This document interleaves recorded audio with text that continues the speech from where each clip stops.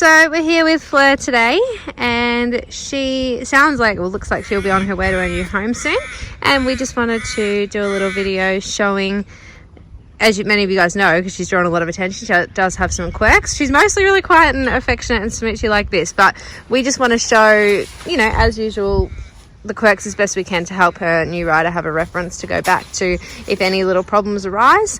So that will be what we're working on today. When she gets to her new home eventually, I would probably still suggest to lunge her the first few times. Just before you get on, are those front boots tight enough? They look like they might slip down. Lunge her the first few times when you're still getting to know her. If she's had a week off or something, I would still lunge her. It literally can just be for 5 minutes, just one way, 5 minutes, just so she can get over, having saddle on and everything like that. Or if it's a really cold day, maybe as well. Yeah, if it's really cold or there's lots going on, or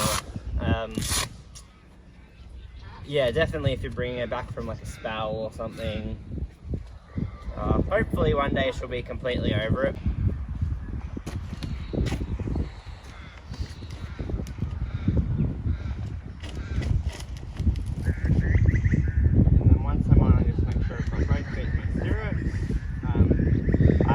Maintain my contact the whole time that I'm getting on, so I don't get on with a loose rein or anything like that.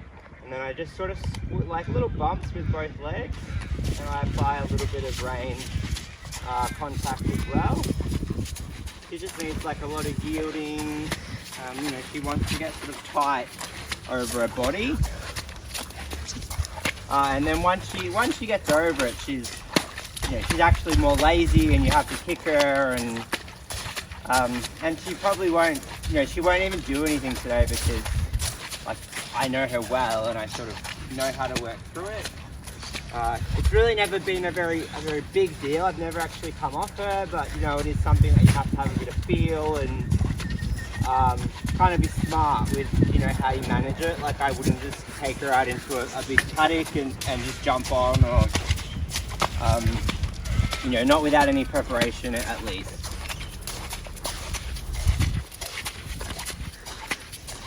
When we took her cross country schooling, I think I kind of lunged her off the reins for a couple of circles and then just jumped on, but I still didn't just get on straight away.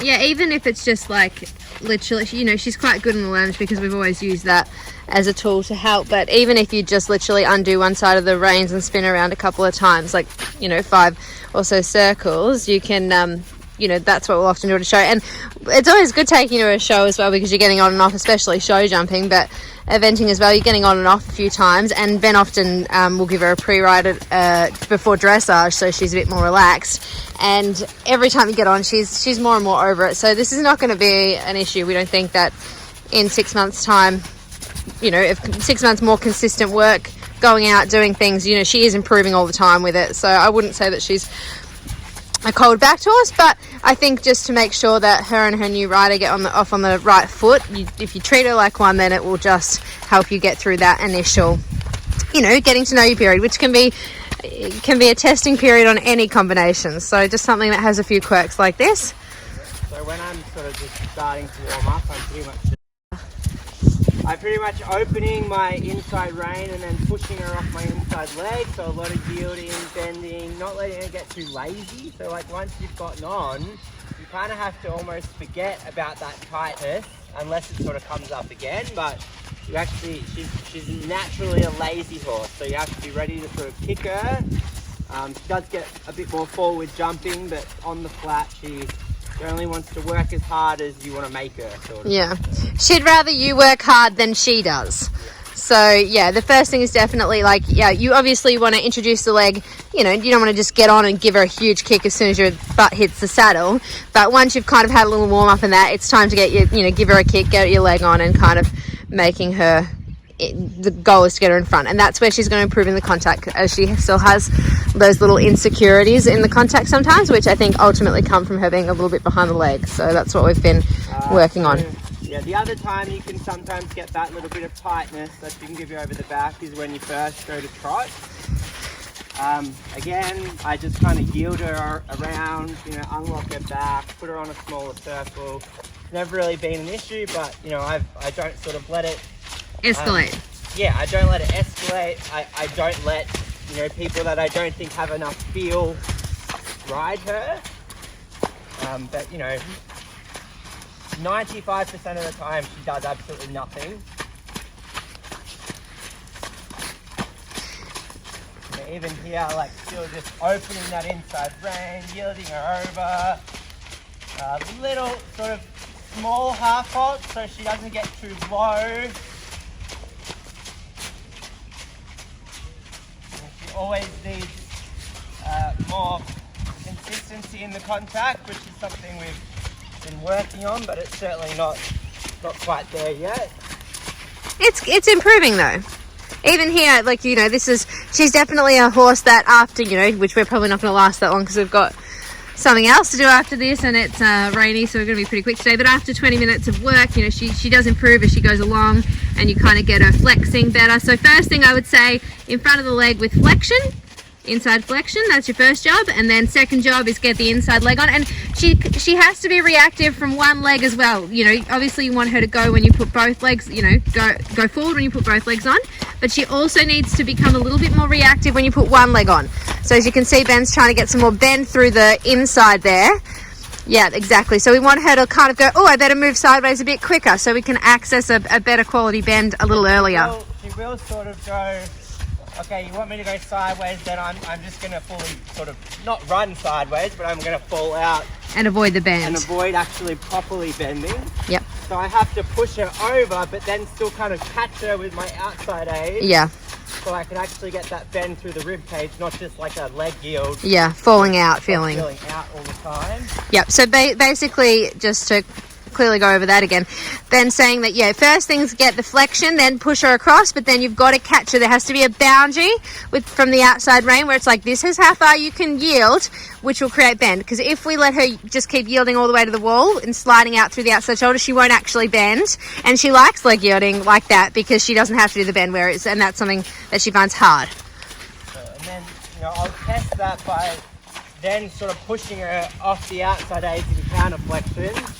Make sure that she's, you know, listening to my outside leg as well, and then, you know, go back to pushing her back over off my inside leg, and then catch her and push her back off my outside leg. So it's all, you know, a lot of moving around, a lot of pushing her around, flexing, yielding, bending, turning, all that kind of thing. And then on top of all that, so you'll see he's probably needs to go the other way now and have a trot around there. The next step, as you feel like both your flexion's working, she's moving away from your inside leg, she's in good rhythm, the next thing is probably to start changing the rhythm a little bit, I would say. And it's all stuff you should do with, you know, with every horse. Exactly. But if you don't kind of have her bending, then, you know, she's going to be quite inconsistent in the contact and kind of brace a little bit, so she needs to really be pushed around a lot. So guys, we just had a bit of rain go on the camera there, but I think I've cleared it up now. Yeah, so as Ben was just saying, every horse benefits from this suppleness work, and these, you know, we should be working on these basics all the time with all of them. And in a way, she's kind of a rewarding horse to train, and it's very black and white. If you just got on and didn't move her around much, she would be all right, but she would feel a bit crappy, I suppose. But when you kind of start to supple her and she starts to let go, she can feel really nice. So it's going to make you ride her properly and train her, you know, make sure you've got all those basics ticked off every time you ride, because you can really feel the difference. I'll have a canter in a minute, and the canter is probably a bit easier than the trot. She actually has a very good canter. Yeah, she does have a good canter. She wants to suck you into letting her have this tiny little canter, which you need to make sure she's still using herself, but she certainly can sit in the canter, and she's got quite good canter. She's a bit steadier in the frame in the canter. Yeah. So Ben, can you just put her in a little bit of counter flex this way? That's it. And he's just going to get her. I just felt there that she needed a little bit more bend through her right rib cage, as you can see. There we go. So he's just going to get her off those outside aids a little bit and see if he can build up that trot rhythm a little bit more. The rain's coming down pretty heavy here, so at least you're seeing her in less than ideal conditions, which she's actually evented quite a few times in terrible conditions. It's not really very effective by the weather. No, like once she's on the job, you know, she's really good. We just need someone with a, you know, a certain level of skills with that, you know, occasional tightness. Like she's been, she went to Yeringberg this year, which anyone that went there, that's it. We don't have to say anymore. It was the worst ever conditions I think we've ever been to. And she actually ran cross country. She finished the event. She might have placed there actually. Oh no, she had one look at a ditch and brush and then it was clear otherwise. But she did a good test. All right. So now you can see as Ben's got her a bit straighter, he's picked up that outside rib cage a little bit. The frame's improved. The trot's getting bigger. So the arena is absolutely soaked. We have a few sinkholes today. So excuse her if she goes through a puddle. I actually quite like the canter transition, but she's quite sensitive. So you literally just sort of pop your outside leg back, and then she'll pop up the canter. I don't know if you guys can hear with that rain, but Ben's just saying that she can be a little sensitive in the canter transition, so it's just a simple aid outside leg back, and she should just pop up. He also starts the canter a little quieter, as you can see there, and he'll build the canter up to open it up through little changes of flexion and stuff like that. So he'll probably start with his inside flexion and see if he can yield her out a little bit. So it kind of feels like you're turning her. So you're initiating the turn off the inside rein constantly with support from the outside aids and pushing her ribcage out. So it's like you're making a smaller circle with your reins, but a bigger circle with your inside leg. And then through that, he'll start to grow the canter. Yep, that's it. And we're going to keep pushing her out in that positioning so that inside hind comes through stronger until we can open up that stride. So that's kind of how we kind of unlock the canter. So inside flexion, inside leg pushes her out. We're going to grow, grow, grow. There we go. And he wouldn't have really been able to access that stride length at the beginning with that sort of outline. And see there, if she tries to come up and resist. Yeah, when she gets a bit tight, yeah. Yield her over again. Yeah. Yep, and there she just had a little look at something and used that as an excuse to sort of disconnect from the contact. So he has to make a turn and a yield, and that's really the key. So a little bit more canter through that turn and yield. There we go. And then when we're there, he'll start changing his flexion a bit. So it's all that elasticity. So you're going to try a bit of counter flex. A little counter flex if you can. Sorry, I'll zoom out there, guys. Super. That's it. You can see now that he's shortened the canter back up. It's got a lot more jump and quality than it did at the start from just pushing her out and building it slowly.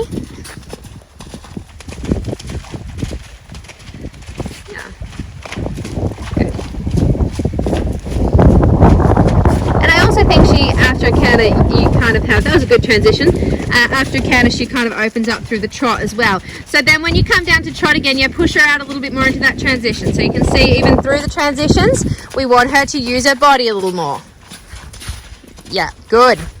Then we push her out. So it's almost like a leg yield, but keep turning. Inside leg pushes out, keep turning. And there we'll find our trot when he feels like he's kind of going to put her in the positioning till he feels like that transition's just there. Yep, and exactly. He went to do it, he's like, nah, not happy with that. So we keep turning and yielding. Yes, good. Other way, you reckon? So you can see how the preparation for every transition, thinking about that suppleness feeling, how important that is for her to start to become a bit more through and connected with her dressage work. Yeah, good. And I like this trot that's starting to develop. You know, they're actually, again, it's kind of her like a lazy attitude that she'll try and stay in her little box. But when you kind of get her to move, get her to unlock a bit, she's got quite a bit of movement in there. So you kind of don't be fooled into thinking that she's only got a little bit. You've got to unlock that and get more. So yeah, lots of little transitions here and there, which are going to help the half up. I think a little bit of counter flexion before we counter this way. So basically, obviously we start with the inside flexion because it's a little bit more straightforward, good warm up. But once you've got that, the counter flexion improves the suppleness, but also improves the control of the shoulder and pushes her into a little bit more of a connected sort of outline feeling. That was actually just a puddle jump there. He asked right in the boggy spot, so she sort of jumped that puddle. So as again in the counter, we're starting quieter. This way, so on the left rein, I think a little bit more counter flexion is important. So both ways, thinking a little bit more about that right flexion. Good. Again, sorry, the arena is just so wet. Had a lot of rain here overnight, and it is continuing on into today, that's for sure. Yes, good. Outside aids. So we're really going to push her. Now I'm going to see if Ben can ride a whole circle, just pushing off the outside aids now. This way, yep. So he can still keep his inside rein open to me. Yep, that's it. Good, and you can see how she straightened and started to reach. And then that left hind comes into more alignment there. Do that again. Nice transition. So really thinking, and you can't see from here, but I imagine Ben's using quite a bit of outside leg. Yep, he did a nod there. Okay, now we're going to grow the canter through that counter flexion. So you guys, you know, she just has to be, you have to just be sensitive as to what, or be aware which flexion do I need. You know, and there's no wrong or right, but like if you're doing the left and you're like, oh, I can't get that steadiness, try the right, even if it's counterflex. Like, you know, be a little bit proactive with her, thinking, brainstorming, what can you do to make her feel softer, make her let go and come more over the back and relax. Always promoting relaxation with her. Not that she's a tense horse, it's just that she kind of uses the tightness a little bit not to have to work as hard as maybe she could. Very adjustable. Very adjustable, yeah. Nice. Do you want to show us a little bit of that through that straightness, a few bigger canters and smaller canters? So you'll see Ben's going to show, he was just saying how adjustable she is, but you want to, still with her, you've got to kind of build and then slowly unwind the canter. So you'll see here he'll build up, but he kind of build up through the corner, keep building. It's still not really like a button. It's not like you just kind of go, because you could, like, she's not going to do anything if you just went from like little canter to big canter with no prep, but you won't keep that elastic feeling over her back. And we want her to move with her whole body, not that her legs just go faster. That's it. So you have to set her up in an alignment that's going to sort of facilitate that. Good.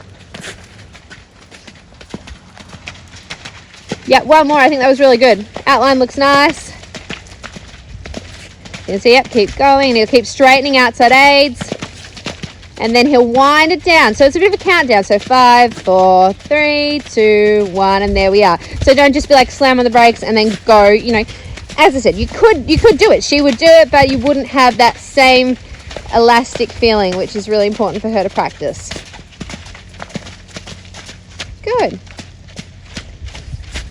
And then we might do a bit of stretching work, do you think, Ben, to finish up? Or is there anything else you want to show? I might just put on and off again. Yeah, we can talk about that. Like close up with what I do. So the more, although we were saying we don't want her to get too low at the beginning, this work where if we can try and encourage her to stretch down and reach, that is important for her, because it helps to build, sorry guys, the camera's getting away again. I'll just try and clear that up again. Okay.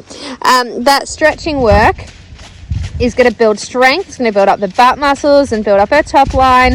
And it also can help, like get her a little bit more reaching in the trot there, and kind of kicking her up into the bridle. So you're sort of teaching her to take the bit a little bit more and open up through her shoulder and reach. So that stretchy work is important too. But we find you kind of get a bit better quality stretch and reach and relaxation at the middle or the end of the ride, where she's already worked her back a bit. At the start, you're kind of better to have contact and work her laterally from side to side to unlock her. Good. So I think Ben wants to just show one more thing with mounting, if you ever do have any problems. What he might do, and this kind of stuff he would do with breakers and that as well. If I run into any problems, I would lunge her first, like I already said. Sorry. Amber's just going to turn like a close up of what I actually do. I'm a bit lazy. I normally just sort of move the block to where I want it. And then I'm going to maintain my contact. It's going to be annoying and move away. Just going to get her to come back. Okay. She says she wants her rugs put back on. Maintain my contact. My foot in the stirrup. Probably don't need to take place. No, that's a given. Get on. And then I keep my contact, and then I've got both feet in the stirrup, and obviously now I've already been on, so like if she was going to do anything, she's not going to do it now. And then it's kind of like a bit of a wiggle, sort of, I guess. Like I'm kind of bumping her with each leg, and then I'm just maintaining a little sort of vibrate on each rein. And then you'll find that she'll normally just go like, yeah, that's good, and then she'll just walk on. Yeah. So you don't want to get on in that moment without unlocking her. You don't want to get on and do a big kick, Yeah, essentially. you don't want to get on, not have any contact, and just give her a big kick and go to walk off.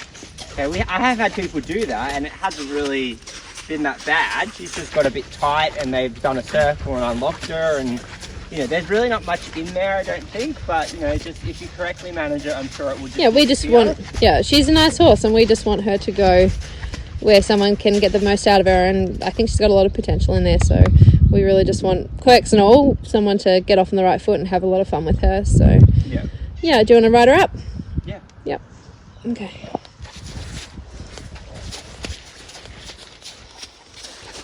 Got everything, my jacket's down here. And yeah, she's good fun to jump. I probably enjoy jumping her a little bit more than I do on the flat, but she's probably a better jumper than she is dressage horse, but she's starting to really try. That's probably most horses for me anyway. Yeah. And she's good to take out, she's good, easy to float. Yeah, that's true. Yeah, she's done quite a few shows now. She's probably done, like we were saying the other day, maybe 5 or 6 80s, and she's the last couple she's really started to come into her own. And I think, you know, we were actually also talking about, she does have a few one-stop cross-country rounds. She's never not jumped something a second time, but we've never cross-country schooled her. Like, we had lockdown and all that kind of stuff happening here, so she was literally learning cross-country at shows, which is not ideal. Yeah, we were throwing her fully in the deep end. So, you know, first ditch and brush she sees would be at a show, first water jump, you know, like she hadn't actually schooled, so I think it's quite reasonable. And now she's sort of at that confidence level where she's nearly ready for 95. But school. If someone could get her out there schooling all the time, I think that would really build her confidence, because she is a bit more. She needs a confident rider. That's you know, going to be able to tell her it's not that scary, and you reassure her, because she is a bit more brave with her show jumping at the moment than her cross country. But that's only because we've done a lot more of it. Obviously, we can show jump heaps at home, and we've done a lot of that over the last 12 months. So yeah, anyway, that was just her current footage, and just thought we'd show you guys, give you a bit more information, so, and a bit more of a reference for future training. So yeah, that's it. Now let's get our rugs on because it's bloody freezing here.